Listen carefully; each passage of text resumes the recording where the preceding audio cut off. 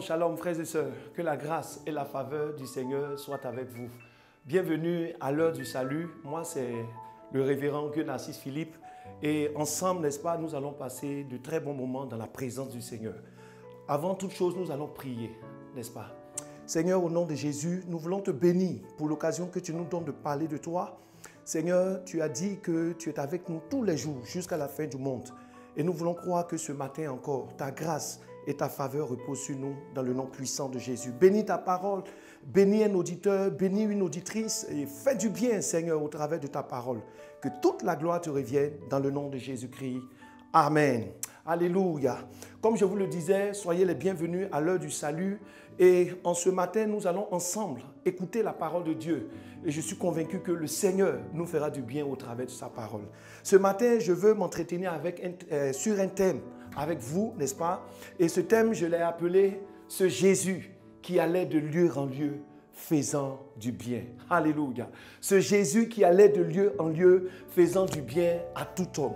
Et pour cela, nous allons prendre nos Bibles dans le livre de Actes, Actes le chapitre 10, à partir du verset 38 à 43. Actes le chapitre 10, les versets 38 à 43. Et je lis la parole de Dieu.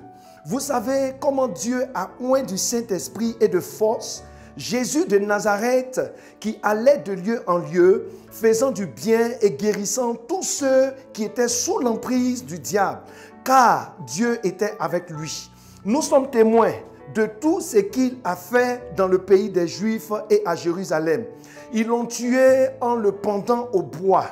Dieu l'a ressuscité le troisième jour et il a permis qu'il apparût, non à tout le peuple, mais à eux témoins choisis d'avance par Dieu et à nous qui avons mangé et bu avec lui après qu'il fut ressuscité des morts. Et Jésus nous a ordonné de prêcher au peuple et d'attester que c'est lui qui a été établi par Dieu, juge des vivants et des morts. Tous les prophètes rendent de lui le témoignage que quiconque croit en lui reçoit par son nom le pardon des péchés. Alléluia. Que Dieu bénisse sa parole. Ce Jésus qui allait de lieu en lieu faisant du bien. Alléluia. Et ensemble ce matin, nous allons parcourir et voir avec vous les différents lieux, les différentes personnes que Jésus a rencontrées. Et quel fut, n'est-ce pas, l'impact de ce Jésus-là dans la vie de ces personnes. Alléluia. Bien-aimés, avant toute chose, je veux que vous sachiez que Jésus est venu à nous. Alléluia. Jésus-Christ est venu à nous sous la forme d'un être humain. Et nous pourrons voir cela dans le livre de Hébreux, le chapitre 10, à partir du verset 5. Dieu a regardé l'humanité, Dieu a regardé la désolation et le péché qui avait miné l'humanité. Et Dieu a décidé d'envoyer Jésus-Christ.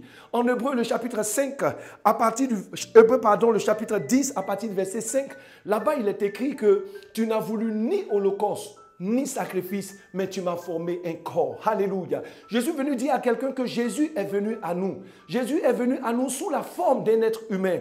Et Jésus, n'est-ce pas, Dieu, Fils de Dieu, a porté l'humanité afin de venir à nous à cause de notre péché, à cause de notre perdition. Ce Jésus est né par la vertu du Saint-Esprit. Alléluia. Le temps me manque pour vous raconter toutes ces choses, mais Jésus est né d'une vierge. La Bible déclare que cette vierge a été couverte de la puissance du Saint-Esprit et le Saint-Enfant qui est né de ses entrailles est Jésus-Christ de Nazareth. Jésus-Christ homme, Jésus-Christ Fils de Dieu, Jésus-Christ Dieu. Alléluia. Et la Bible déclare qu'en lui, n'est-ce pas, habitait corporellement toute la plénitude de la vérité. Ce Jésus est venu à nous et Jésus a grandi. Alléluia. Ce Jésus est devenu mature. Lorsque vous lisez, n'est-ce pas, Luc le chapitre 2, à partir du verset 52, la Bible dit là-bas que ce Jésus grandissait en stature et en grâce devant Dieu et devant les hommes. Alléluia. Jésus revêtu de l'humanité. Jésus venu dans la peau, dans le corps d'un être humain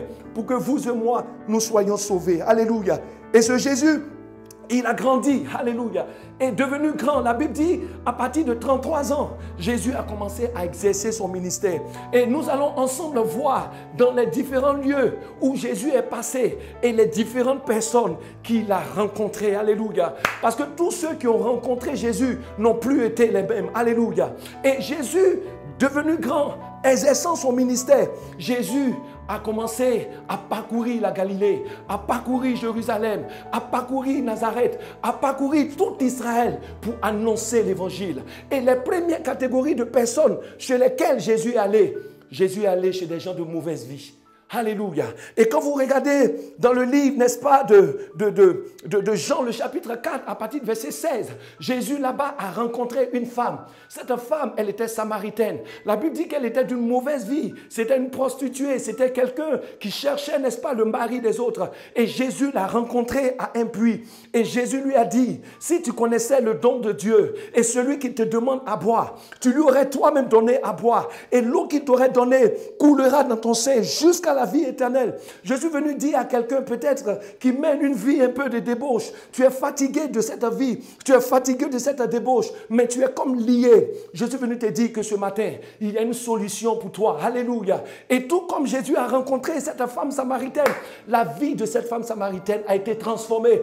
Et cette femme samaritaine qui était pécheresse, qui menait une vie de débauche, sa vie a été radicalement changée. Alléluia. Ce Jésus qui allait de lieu en lieu. Et c'est cette même femme qui est retournée en Samarie annoncer l'évangile à toute la population, à tout le village. Alléluia. Toutes les personnes que Jésus a rencontrées, leur vie a été radicalement transformée. Alléluia. Et ce Jésus ne s'est pas arrêté là. La Bible déclare que ce Jésus a continué son ministère et il est allé, il a rencontré quelqu'un de particulier. Et cette personne, c'est la personne, n'est-ce pas, de Zachée. Alléluia. Jésus qui allait de lieu en lieu. En Luc le chapitre 19, à partir du verset 6, Jésus a rencontré Zachée, n'est-ce pas, sur un sycomore, sur un arbre. Et il lui a dit, Zachée, descends, car il faut que j'habite, il faut que je vienne souper avec toi ce soir. Alléluia. Et la Bible déclare que ce Zachée, qui était un homme de mauvaise vie, parce que c'était un collecteur d'impôts et qui volait, qui escroquait la population. Quand Zachée a rencontré Jésus, Zachée a confessé Jésus. Et Jésus lui a dit, à partir d'aujourd'hui, le salut est entré dans ta maison. Je veux dire à quelqu'un qui m'entend ce matin que Jésus, tout comme Zachée, Jésus est prêt à demeurer dans ta maison. Jésus est prêt à souper avec toi. Jésus est prêt à entrer dans ta vie. Et Jésus a dit à Zachée, aujourd'hui, le salut est entré dans cette maison. Alléluia. Je veux dire à quelqu'un qui m'entend que Jésus est prêt, tout comme Zachée, à entrer dans ta maison et à changer radicalement ta vie. Alléluia. Ce Jésus qui allait de lieu en lieu, faisant du bien à toute l'humanité, à toute la population. Jésus ne s'est pas arrêté à des gens de mauvaise vie, mais Jésus est allé aussi chez les paralytiques. Jésus est allé rencontrer des gens malades, des gens opprimés, des gens oppressés, des gens qui étaient vraiment, j'allais dire, découragés de la vie. Et comment je le sais? Quand vous lisez Jean le chapitre 5, à partir du verset 3 à 4, la Bible nous dit que Jésus est allé vers les malades, les paralytiques qui étaient couchés, n'est-ce pas, au bord d'une piscine appelée Bethesda. Et la Bible déclare qu'il y avait une multitude de malades qui étaient là et qui attendaient le mouvement de l'eau, qui attendaient qu'un ange vienne remuer l'eau. Et toutes les personnes qui descendaient les premières étaient guéries. Mais lorsque Jésus s'est approché de cet homme qui était couché depuis des années, Jésus lui a dit, veux-tu être guéri? Cet homme s'attendait à un mouvement de l'eau, mais il a oublié que celui qui est la vie était en face de lui. Alléluia. Je veux dire à quelqu'un ce matin, que où que tu sois, même si tu es malade, paralysé, tu es couché, tu ne peux plus te mouvoir. La Bible déclare dans le livre de Actes, le chapitre 17, à partir du verset 10, à partir du verset 28, que en lui, nous avons la vie, le mouvement et l'être. Jésus est capable, n'est-ce pas, de venir encore entrer dans ta vie, guérir tous tes membres paralysés par la maladie. Jésus est capable, tout comme, n'est-ce pas, ce malade, ce paralytique qui était couché depuis plus de 38 ans à la piscine de Bethesda. Jésus est capable de te donner la vie, mon frère, ma soeur. C'est pour cela que, en ce matin, je veux encourager quelqu'un qui pense que sa vie est fichue à cause de la maladie. Je ne sais pas de quoi tu souffres, mais je suis venu te parler de celui qui est capable de te guérir, de celui qui est capable, n'est-ce pas, de ressusciter tous les membres morts de ton corps et te donner enfin de repartir sur de nouvelles bases. Jésus, cet homme qui allait de lieu en lieu et qui faisait du bien à tous les malades. Jésus a guéri cet homme. Est-ce que tu es malade ce matin? Est-ce que tu es paralysé ce matin? Est-ce que les médecins t'ont condamné? La situation est tellement chaotique, la situation est tellement grave que tu ne sais plus vers quel saint te vouer. Mais je te parle de ce Jésus qui allait de lieu en lieu, qui guérissait les malades. Il est capable de te guérir. Il est capable, n'est-ce pas, de restaurer ton corps. Parce qu'en lui, nous avons la vie, le mouvement et l'être. Et je déclare que là où tu es couché, au nom de Jésus-Christ, tous les membres qui étaient malades, tous les membres qui étaient infectés et affectés par la maladie, reçoivent la vie au nom puissant de Jésus-Christ. Alléluia. Je bénis ce Dieu qui allait de lieu en lieu, faisant du bien à tous les êtres humains. Jésus est allé encore chez ceux qui étaient possédés par des démons oppressés, ceux qui étaient sous l'emprise, n'est-ce pas, des mauvais esprits. Et quand vous lisez Luc, le chapitre 8, à partir du verset 27 à 29, la Bible dit que Jésus a rencontré un homme qui était possédé par une légion de démons. Et la Bible déclare que lorsque Jésus a rencontré cet homme, les démons ont capitulé. Les démons sont venus se prosterner pour supplier Dieu. Je te parle d'un Dieu qui est assis sur le sec de la terre et devant qui toutes les puissances ténébreuses confessent qu'il est Seigneur. Je ne sais pas dans quelle situation dans laquelle tu es. Peut-être que tu es dans une situation où tu es oppressé par les sorciers, où tu es oppressé par des mauvais esprits, où tu es sous l'emprise de l'envoûtement. Peut-être que tu es dans une situation où on dit que les sorciers t'ont attaché, ou quand tu dors la nuit, tu te vois oppressé, attaqué et poursuivi par tout esprit maléfique. Mais au nom puissant de Jésus-Christ, je déclare ce matin qu'au Père, au nom de Jésus, tu es guéri, tu es restauré, tu es délivré, parce que ce Jésus-là a reçu un nom au-dessus de tout nom, afin qu'au nom de Jésus-Christ, tout genou fléchisse dans les cieux, sur la terre et dans les lieux plus bas que la terre. Au nom de Jésus, reçois la délivrance. Au nom de Jésus, reçois, n'est-ce pas, la liberté de toute emprise du diable. Ce Jésus qui allait de lieu en lieu et qui faisait du bien à tous les malades, à tous les possédés. Jésus ne s'est pas arrêté là. Jésus allait sur les eaux. Quand vous lisez le livre, n'est-ce pas, de Jean, le chapitre 6, Jésus allait sur les eaux. Il a défié les lois de la nature. Alléluia. Ce Jésus a défié la loi de la pesanteur. Ce Jésus a défié, n'est-ce pas, les événements naturels. Pourquoi? Parce qu'il est le Dieu au-dessus de toute la création. La Bible déclare que Jésus a marché sur les eaux. Et ce jour-là, dans la barque, les disciples étaient apeurés parce que leur barque allait vers, n'est-ce pas, faire un naufrage. Mais quand Jésus est arrivé, la Bible déclare qu'il a levé les mains et il a demandé à la tempête et aux péripéties, n'est-ce pas, de la mer qui était en furie. Jésus a ordonné que cette mer et que ce vent et que ces vagues fassent silence. Jésus veut calmer les vagues. Jésus veut calmer le vent. Jésus veut calmer les difficultés de ta vie. Jésus est dans ta barque. Il ne permettra pas que ta barque fasse naufrage. Pourquoi? Parce qu'il a dit, je serai et je suis avec vous tous les jours. Au nom de Jésus-Christ, je déclare que si ce matin, les péripéties de la vie, n'est-ce pas, étaient en train de traîner ta barque dans les difficultés et vers la catastrophe, vers vraiment la désolation, Jésus peut calmer la mer en furie de ta barque. Jésus peut calmer, n'est-ce pas, les péripéties de ta vie. Jésus peut calmer les vents contraires qui soufflent contre ta barque.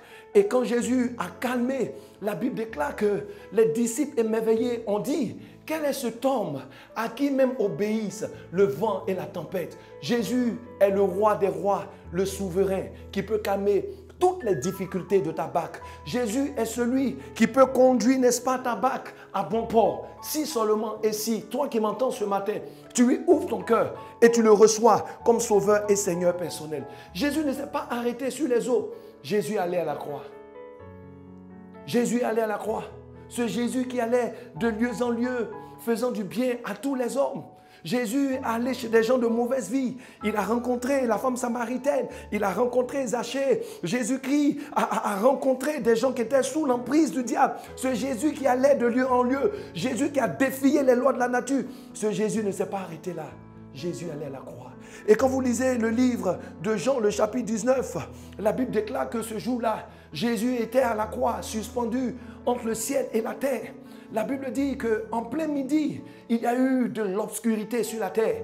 Et ce jour-là, cette obscurité représentait la sainte convocation que Dieu a adressée à tout le royaume des ténèbres.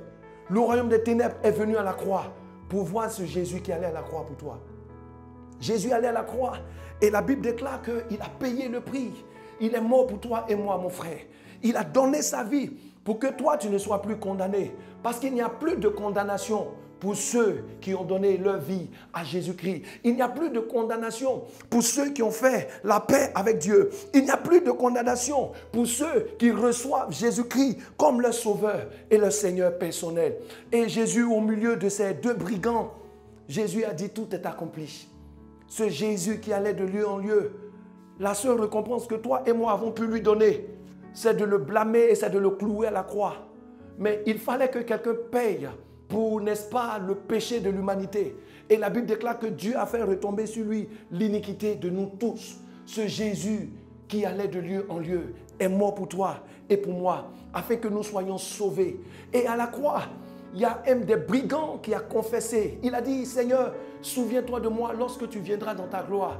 Bien-aimé, ce brigand était regardé aux yeux des hommes comme quelqu'un de condamné, comme quelqu'un qui allait à l'enfer. Mais il a confessé Jésus et il s'est retrouvé dans la gloire céleste. Tu peux être rejeté par les hommes. Les hommes peuvent te condamner pour un acte que tu auras certainement fait et qui est mauvais. Mais si tu confesses Jésus-Christ dans ta vie, ce Jésus est capable de te pardonner. Et bien vrai qu'il était condamné par les hommes, mais il était justifié par Dieu. Alléluia. Bien vrai qu'il était rejeté, regardé comme un criminel, mais Jésus avait annulé les actes, n'est-ce pas, qui le condamnaient. Tous ces actes ont été pardonnés à cause de sa confession, à cause de ce qu'il a reçu Jésus dans sa vie. Veux-tu recevoir Jésus dans ta vie ce matin? Est-ce que tu veux l'accepter comme sauveur, Seigneur personnel? Ce Jésus qui allait de lieu en lieu est aussi allé à la croix. Mais Jésus ne s'est pas arrêté à la croix. Jésus est descendu dans les régions inférieures de la terre. Alléluia. Jésus ne s'est pas seulement arrêté à la croix, mais la Bible déclare qu'il est descendu dans les régions inférieures de la terre. Et quand vous lisez, n'est-ce pas, le livre de 1 Pierre, le chapitre 3, la Bible dit que Jésus est allé pour assujettir une fois pour toutes tout le royaume des ténèbres. Et quand vous lisez le livre de Apocalypse, il dit, je tiens la clé des morts et du séjour des morts. Jésus est allé dans les régions inférieures de la terre pour vaincre une fois pour toutes toute la puissance des ténèbres et ressortir en héros, ressortir en victorieux. Ce Jésus-là, il n'est pas resté dans le tombeau. Ce Jésus-là est ressuscité. Ressuscité pour ta justification. Ressuscité pour ma justification. Désormais, mon frère, ma soeur, tu n'as plus à craindre de la mort. Parce que tu vois, la mort même ne tient même pas les clés. Celui qui tient les clés de ta vie, il s'appelle Jésus-Christ de Nazareth. Il est ressuscité pour que toi et moi, nous soyons sauvés. Alléluia. Jésus-Christ ressuscité, il est allé au ciel. La Bible déclare qu'il est allé au ciel nous préparer une place. Il dit dans le livre de Jean, le chapitre 14, il dit, il y a beaucoup de demeures dans la présence de mon Père. Je m'en vais vous préparer une place. Et quand je serai allé et que je vous aurai préparé une place, je reviendrai vous chercher. Jésus-Christ est allé au ciel. Il est monté pour te préparer, pour me préparer une place, à condition que tu lui ouvres les portes de ton cœur. Ce Jésus-Christ est allé. Mais je termine par ce Jésus-Christ reviendra. Il reviendra chercher ceux qui auront confessé son nom, ceux qui l'auront accepté comme sauveur et Seigneur personnel. Alors je ne sais pas dans quelle situation tu te trouves ce matin, mais je veux dire que Jésus-Christ vient à toi. Cet homme qui a été fait chair, ce Dieu qui a été fait chair et qui allait de lieu en lieu pour que toi et moi nous soyons sauvés. Il est monté au ciel, mais il dit je reviens bientôt. Et ce matin, je voudrais vraiment te lancer un appel. Jésus est à la porte de ton cœur. Jésus-Christ veut te faire du bien. Jésus-Christ veut te guérir. Jésus-Christ veut te libérer d'une possession, d'une oppression satanique. Jésus-Christ veut restaurer ta vie et donner un sens à ta vie. Est-ce que tu veux l'accepter comme sauveur et Seigneur personnel? Voici aujourd'hui le jour du salut. Voici l'heure pour toi de l'accepter et de le recevoir comme sauveur et Seigneur personnel. Ne rejette pas au lendemain, mon frère, mais ouvre ton cœur et reçois-le comme ton sauveur et ton Seigneur personnel. Alléluia. Jésus est là, bien-aimé. Et il dit dans le livre de Jean, le chapitre 6, à partir du verset 37, il dit, je ne mettrai point à la porte celui qui vient à moi. Ouvre ton cœur maintenant. Il ne te rejette pas. Même si tu es condamné comme ce brigand, Jésus-Christ t'ouvre les bras pour que tu sois sauvé. Alors de là où tu es, je vais te demander une seule chose, mon frère. Ferme les yeux. Fais silence dans ton cœur. Et pense à ce Jésus-là qui est là tout près de toi.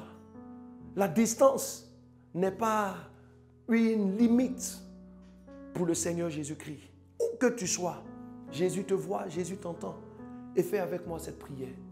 Seigneur, au nom de Jésus, je viens à toi tel que je suis. Je te donne ma vie. Seigneur, prends-la.